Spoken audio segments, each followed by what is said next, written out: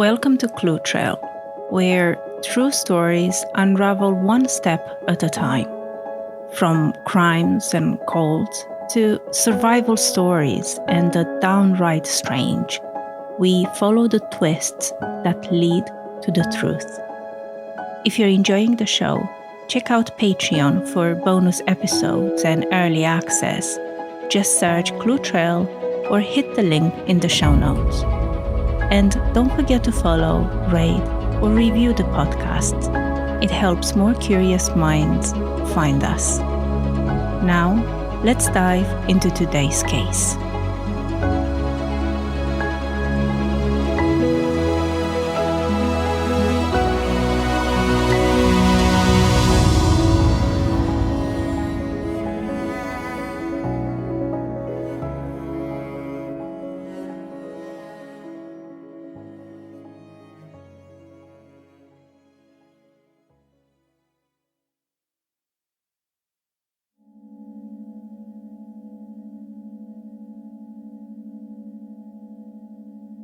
It was a typical Tuesday morning in Orlando, Florida, on January 24th, 2006. Jennifer Kesse, a driven, successful 24-year-old woman, was expected at work. She had just returned from a vacation with her boyfriend, settled back into her apartment, and that morning, she never showed up. Her phone went silent when everyone called, her car disappeared, and Jennifer was gone. What followed became one of Florida's most baffling missing persons cases, a case still open to this day, still unsolved, and still haunting. There was no crime scene, no witnesses, just a security camera with a grainy figure walking away from her abandoned car and a family's unrelenting search for the truth. Today on Clue Trail, we revisit the case of Jennifer Kesse to explore not just how someone could disappear in the heart of a busy city, but why, nearly 2 decades later, we still have no answers.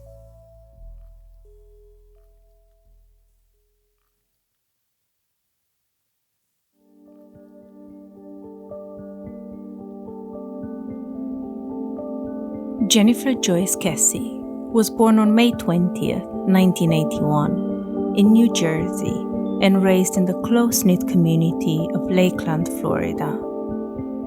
The people who knew her best describe her as confident, responsible, and fiercely independent. She graduated with honors from University of Central Florida, where she studied finance, and shortly after college, she secured a job as a financial manager at Central Florida Investments, a solid, well-paying role that gave her a fast start on her career. Jennifer didn't just have goals and dreams, she followed through. By 24, she had bought her first apartment in a newly renovated complex called Mosaic at Millenia, and by now, she has been promoted several times. Her family said she loved her new home and her job. Jennifer had a serious boyfriend named Rob Allen, a British man who lived in Fort Lauderdale. The two had just returned from a trip the weekend before her disappearance. They talked late into Monday night. It was just a normal conversation, no signs of distress, nothing to raise concerns. That evening, Jennifer even called her mother, Joyce, to share every detail of the trip. She was just so happy, on a cloud, Joyce later recalled in an interview. Jennifer seemed happy, settled, her life was on track. But then came Tuesday morning, January 24th, and everything stopped.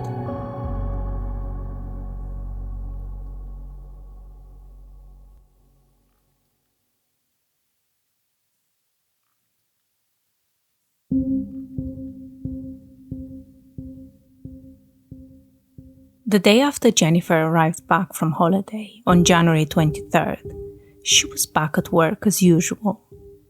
After wrapping up at the office, she spoke with her parents and then with Rob.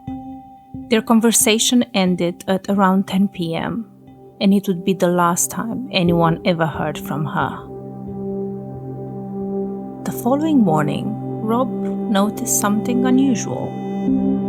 Jennifer hadn't sent her usual good morning text or called him like she always did. He waited for some time to reach out. The previous night they had a heavy conversation and he thought maybe Jennifer needs some time. But when not hearing from her all morning, he was very concerned and tried calling her. But her phone went straight to voicemail. Rob later explained, "I knew she had a busy day ahead, so I just left her a message and went on with my day. But when I called again later and still got to voicemail, that's when I knew something wasn't right." That Tuesday, January 24th, she was supposed to show up for work. Jennifer was extremely professional and took her job seriously. But that morning, she didn't show up. Her colleagues noticed immediately. Jennifer was never late, and she always called ahead if anything came up. They tried calling her phone, but again, went straight to voicemail. No one had seen her. No one heard from her. Alarms were raised straight away, and her boss called her dad. They knew each other. Her dad also tried to call her several times, but no pickup. They had a rule, no matter what, answer the phone. But that afternoon, her parents, Drew and Joyce, were on the road from Tampa to Orlando.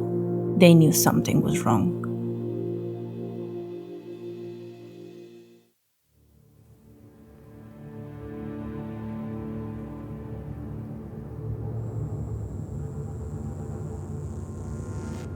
When they arrived at Jennifer's flat, everything seemed strangely untouched. Her car was indeed missing, which was worrying. But inside her flat, all her clothes, her makeup, all her belongings were just there. Her bed looked like it had been slept in. A wet towel hung in the bathroom. But her cell phone, iPod, purse, all gone. All looked normal, not chaotic, as she just got up, got ready, and left. But yet, there was no sign of Jennifer. It's as if she vanished into thin air. Jennifer's parents acted quickly. They contacted the police, reached out to nearby hospitals, and began speaking with anyone they could find at her apartment complex. But getting the authorities to take her disappearance seriously was no easy task. The family had to push hard to convince investigators that Jennifer hadn't simply chosen to leave on her own. That same night, an official investigation was finally launched. Knowing how crucial the first days are in missing persons cases, her parents, her brother, and even Rob and his mom wasted no time. They contacted local media, distributed missing persons flyers, and soon hundreds of volunteers were helping search the area around Jennifer's home. Media showed interest straight away, and luckily this helped massively in those early days in finding her car. A few days went by before a resident in her building mentioned seeing it swerve out of the parking lot at around 7:40 a.m. the morning she vanished, but they didn't know which direction it went. Then, on January 26th, the car was found, abandoned in a different apartment complex about a mile away. Surveillance footage revealed it had been parked there at around noon on the day Jennifer went missing. It had been sitting there for days, unnoticed. Unfortunately, there was very little inside. The car has been wiped clean. There were no fingerprints, no DNA. But what it did offer was a major clue. The grainy footage on CCTV showed someone exiting the vehicle and casually walking away.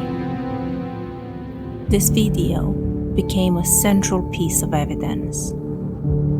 But there was one frustrating problem. The camera captured the figure only between frames, partially obscured by a fence post each time they moved, like it was on purpose.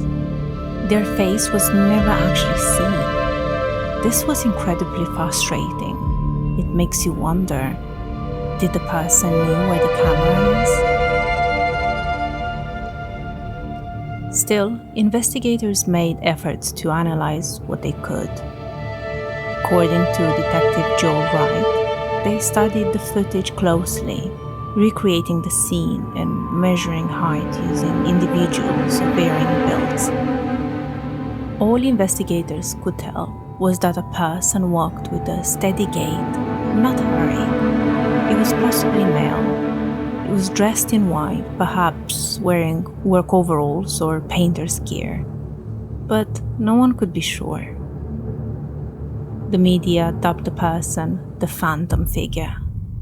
And just like that, the most crucial lead in Jennifer's disappearance turned into another haunting mystery.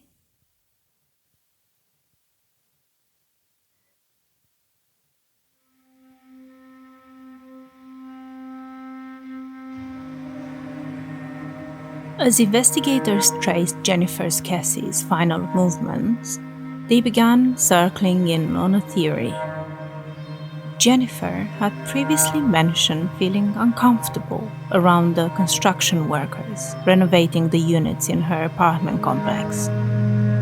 Her family recalled her saying that they would often catcall her or stop and stare, enough that she started calling and texting friends as she walked from her car to the front door just to feel safer.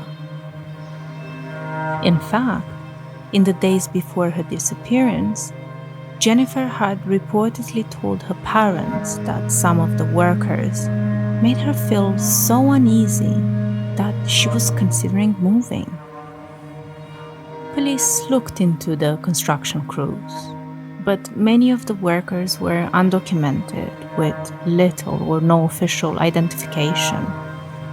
Names changed frequently and records were sparse. And so, efforts to track and question them, especially after days had passed, yielded almost nothing. Many had already moved to new sites, gone without a trace. But the idea that Jennifer might have been taken by someone she passed every day, right outside her door, was chilling. Still, other theories emerged. There were reports of a man seen loitering near her complex in the days prior. Others speculated she might have been followed or abducted during her regular morning routine, possibly taken before she even made it to her car. Her phone, keys, purse, and work ID badge were never found. Her ATM card showed no activity. No one tried to use her credit cards. It was as if the person who took Jennifer wanted to erase her presence completely, to eliminate every trace. When investigators reviewed surveillance footage from Jennifer's flat complex, they hit yet another dead end. There were no cameras installed on the property at the time of her disappearance. A security guard, tasked with logging all visitors, turned over incomplete and unreliable records.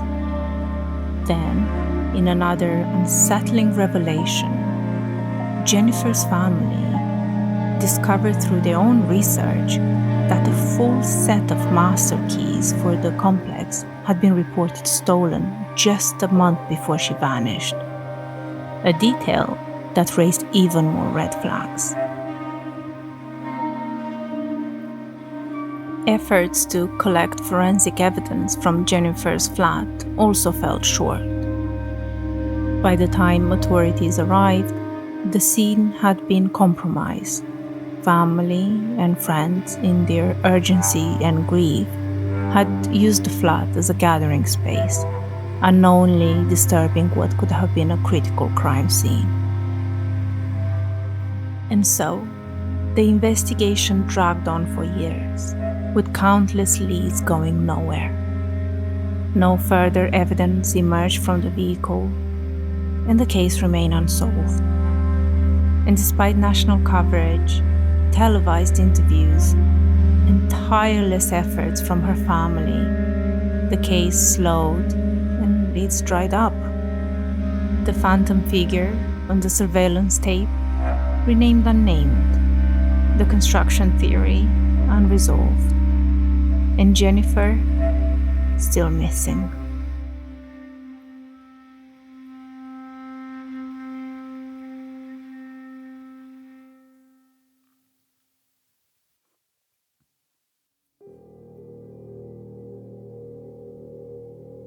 Jennifer's family never stopped searching for her, even when the investigation stalled. They refused to let her become yet another cold case buried in a filing cabinet. And so, her parents, Drew and Joyce, turned their grief into motion. They organized search teams, walked the streets, knocked on doors, tried to chase down every single lead.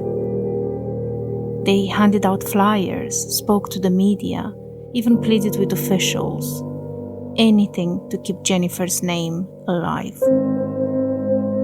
But as the time passed, and no further efforts from the police to find Jennifer were made, their frustration grew. The Orlando Police Department, overwhelmed and under-resourced, had struggled from the beginning. From her car that was left in a tow yard for 2 days before being processed, to leads that they were never followed up properly. Jennifer's family began to lose faith in the system. Eventually, in 2018, nearly 12 years after Jennifer's disappearance, her family took the extraordinary step of suing the Orlando Police Department for access to her case file.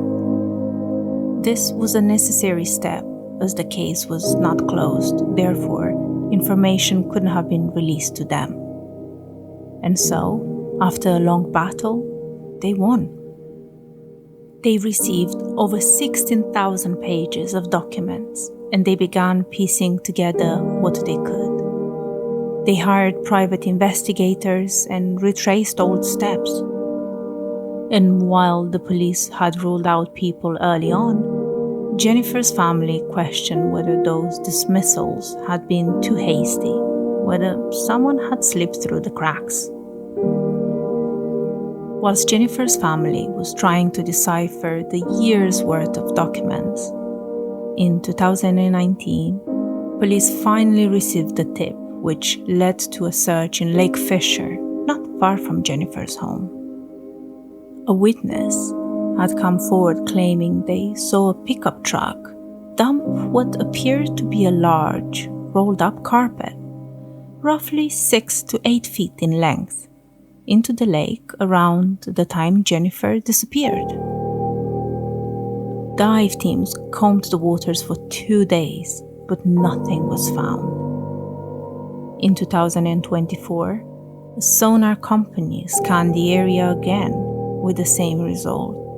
No sign of the carpet. Another chilling piece of potential evidence came from photographs of Jennifer's abandoned car. According to her father, markings on the hood suggested they might have been a violent struggle. It looked like someone had been thrown down on the top of the hood, arms spread out, then dragged back, like off the hood, to the point where you could almost see fingers scraping down the metal. he said in an interview. But again, nothing came out of that. To this day, they believe the answer is still out there, that someone, somewhere, knows what happened to Jennifer. And through every passing year, through every silent birthday, they persist. Because to them, Jennifer isn't a mystery. She's their daughter, their sister, and friend. And they're still waiting for her to come home.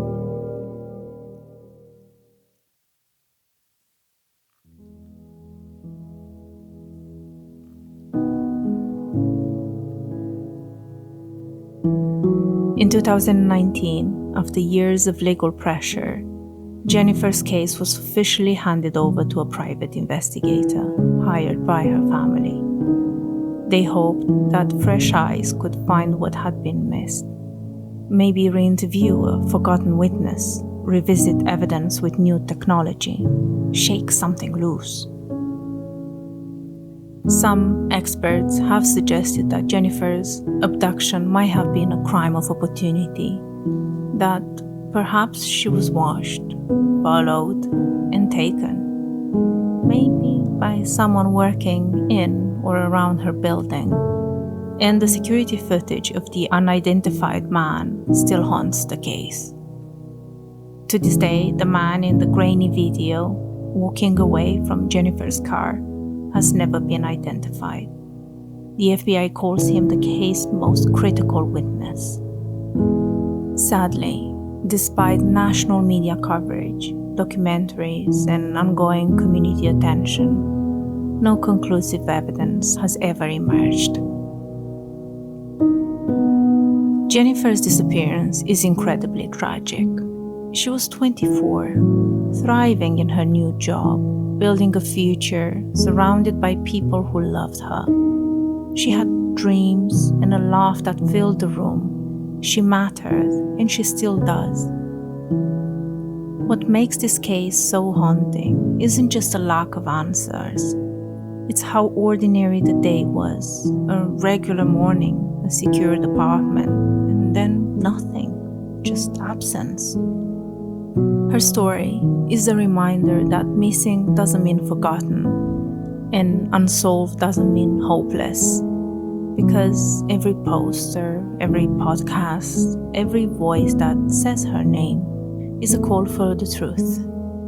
And sometimes all it takes is one person and one memory, one brave step forward. So if you know anything at all, please speak up. We will leave the link to Jennifer's website in the show notes.